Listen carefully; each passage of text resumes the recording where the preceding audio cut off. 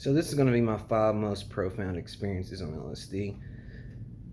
I am going to make similar videos to this with psilocybin, with DMT. And again, I've done other psychedelics. I just don't consider those really psychedelics. Salvia, MDMA, DXM. I'll probably do like one video with the Salvia, the DXM, and the MDMA. I've done a fuck ton of MDMA and DXM. Salvia I've only done a couple times. Do not recommend it to anyone, and I'll tell you why in that video. So I'm 5 most profound experiences on LSD. I could have made it. Realistically, I could have made a top 25 with this. So, but I'm just gonna do top 5. Number 5 would be seeing the sky paint itself and see clouds and the moon dancing with each other. It was beautiful. I wouldn't really say it was like mind-blowing profound as much as it was just fucking beautiful and incredible to watch. I mean, it was the most, aside from things that people, I would say that's the most beautiful thing I've ever seen. And if I didn't have kids and I wasn't married, I would put that as the most beautiful thing I've ever seen in my entire fucking lifetime. It was amazing. It was perfect. It was beautiful. And what I mean by that was I have been to a void, which I will go into in another number down the road. I've been to the void, and that was dark. It was black, pitch black pretty much. And I've never seen anything more dark than what was behind the moon that night. It was the blackest of black that you could imagine in your entire lifetime. Like, it does not get any more dark than that. And it was fucking beautiful. The moon was so big, bright, and pure, and the clouds were just dancing with each other and the moon. It was amazing to watch. I spent 2 hours easily just staring up at the fucking sky. I mean, it was amazing. Number 4, I went to a void. And there's 2 or 3 things that coalesce with this. It wasn't just I went to a void. I went to a void. When I came out of the void, I saw a bright white light. When I saw that bright white light, I walked outside, and the whole entire world was creating itself. It seemed like I was in a different world. Things were more bright, vivid. People were nicer. I could see cars were on roller coaster tracks, and some people looked like they were being led around with puppet strings. It was kind of like some people were NPCs, I guess you would say. It was like they were talking crazy shit that I never paid attention to before. But that day, I mean, I'm going to say I took 600 to 800 micrograms of LSD that day. So nothing made any sense. Nothing. Like, you would listen to people, you'd be standing in line waiting, and people would talk, and you're like, what the fuck are they even talking about? They don't even make any sense what they're saying. And that's what led me down the road to believe that none of this is as real as we perceive it to be, that a lot of people aren't even that real, if any, really. But that would be number 4. Number 3 would be the multiple ego deaths I've had over the years. I mean, I don't want to say too many to count. I would say at least 5 ego deaths that I can recall off the top of my head. Each one of them more profound than the other. Each one with less and less consequences over time. And what I mean by that is, anytime you have an ego death, there's an ego inflation that comes, and it's fucking rough at the beginning, my friends. It's bad, because whatever you think your ego is, your persona, whatever you want to call it, the ego and the persona are 2 sides of the same coin. I'm going to make another video about that, because I've been having, I don't want to say debates, I've been having friendly dialogue with people, to where we're talking about the ego, we're talking about the persona, and what's the difference between the 2. So, but many ego deaths.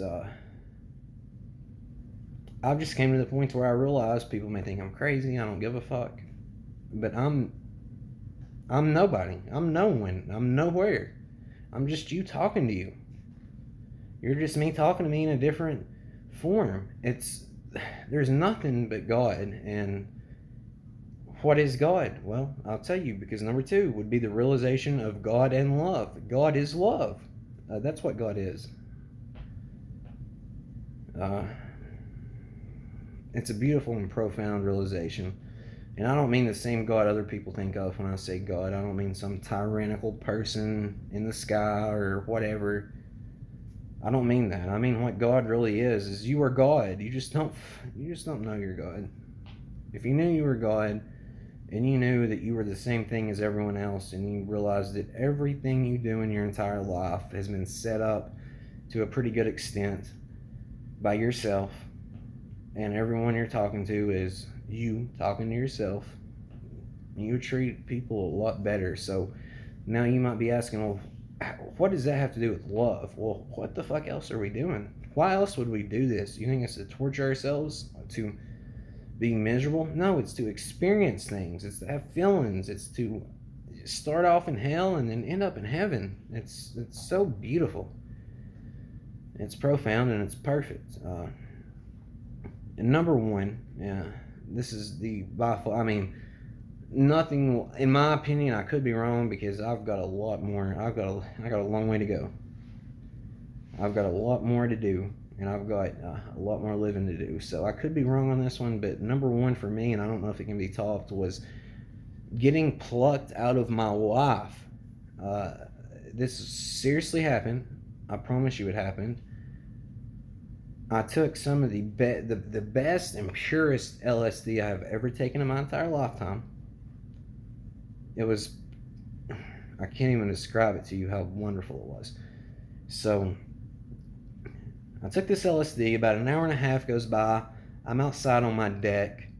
At this time, I lived in the mountains. I just moved to a suburban country area now, but at the time, I was living in the fucking mountains. I walked outside on my deck, and it was like, I'm just gonna get straight to the point. I saw my entire fucking life flash before me. Something in my head said, dude, you have to, not verbatim. I mean, I'm not saying this word for word. This is just what I can interpret it as now. Like, if, just whatever. Dude, you don't realize how perfect and beautiful this is. Like, you need to take the mask off for a second and appreciate what you've done and what's really happening here. And then it was like I realized my whole entire lifetime was kind of like a play of sorts. It was like, I don't want to say a movie because it wasn't, but it was like a play of sorts, you know, like we're putting on a play, a divine play, really. And I saw my entire life flash before me in an instant, but it wasn't an instant, really. It was, I could see my entire life playing out, and I could see myself setting that life up. It was like I was watching myself watch me create the life. It was weird, and it felt like my heart broke open. It really did. It felt like my heart broke open. I couldn't quit crying. I was crying because of how beautiful it was. And then after my life flashed before me, and I say flashed before me, but realistically, man, I don't fucking know because time doesn't even really exist. And at that point, time definitely didn't exist. But it felt like a blink of an eye. And then it was like I saw something pluck me out of my life. Like I was not in the same place I was before. Like I was not living that same life, even though I was still kind of me. And it was like, again, man, people got a lot nicer. Reality got a lot better. And I don't mean on social media and all this bullshit. I mean people I actually interact with on a normal day-to-day basis. Money started showing up out of nowhere. And this is crazy. I mean, it is what it is, dude. It is what it is. Money started popping up out of nowhere, too. It was weird. Like, things started happening that under no normal circumstances should have happened. And it was beautiful, and that's when I realized Christ is real. And I'm not talking about Jesus. And I've been told, Blake, you need to stop talking about God and Christ because you have a beautiful message. You have a pure message. And anytime you bring up God and Christ, you're going to muddy the waters. And people are not going to take you as seriously.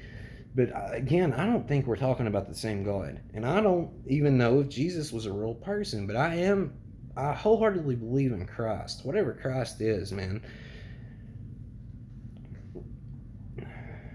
Anyone that's watching this that takes psychedelics, the next time you take psychedelics, take a pretty decent amount and ask for Christ consciousness to come into your heart. I don't know what the hell the difference is between Christ and Christ consciousness, but something's different, because I asked for Christ consciousness to come into my heart that day that I got plucked out of my life and my heart broke open. But it was like something in my head was telling me Jesus isn't like, it's a form, my friend. This is not even real. You're talking about a story. These are stories set in place to help you grow as a person. Like, come on. But it was beautiful and it was pure, and I have grew more from these experiences than anything, man. Like, I would like to think I'm one of the. I don't want to sound egotistical. I really don't. But I really do want to think and believe, because I do think and believe that I'm probably one of the most purest, genuine, no bullshit, no lying, no, not acting like I'm fake or acting like I'm someone I'm not, person that I know. And I know a lot of fucking people.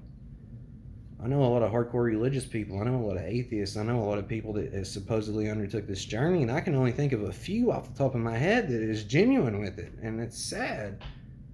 It's sad. But, you know, again, that's not coming from a place of ego. I've really tried to think about this. What's the difference between ego and being confident and just telling the truth? And at the end of the day, truth don't give a fuck what you feel or think. It's the truth. So that's my truth. I truly believe that. But I love you guys. I'll come back on here. The next video I'm going to do is my 5 best experiences with psilocybin. Then I'm going to do my 5 best experiences with DMT. Or I may do my 5 best experiences with other psychedelics, then my 5 best experiences with DMT. Love you guys. To all the new subscribers, thank you for subscribing. Hope you're enjoying the content. For all the old subscribers, thank you for sticking around. Love you guys. Talk to you later. Oh, and by the way, Soul Mechanics did a video responding to two of my videos, actually, and I'm going to do a response to his response about some things, and then me and him's going to do a podcast. So again, I'll link Soul Mechanics video down below. Please go check him out. It would be much, much appreciated. He's one of those few people that I believe is actually seriously undergone any fucking journey that we've been on. But again, just being honest, I don't believe there's other people. I think it's just other forms. So that form has done a good job. Talk to you guys later. Love you.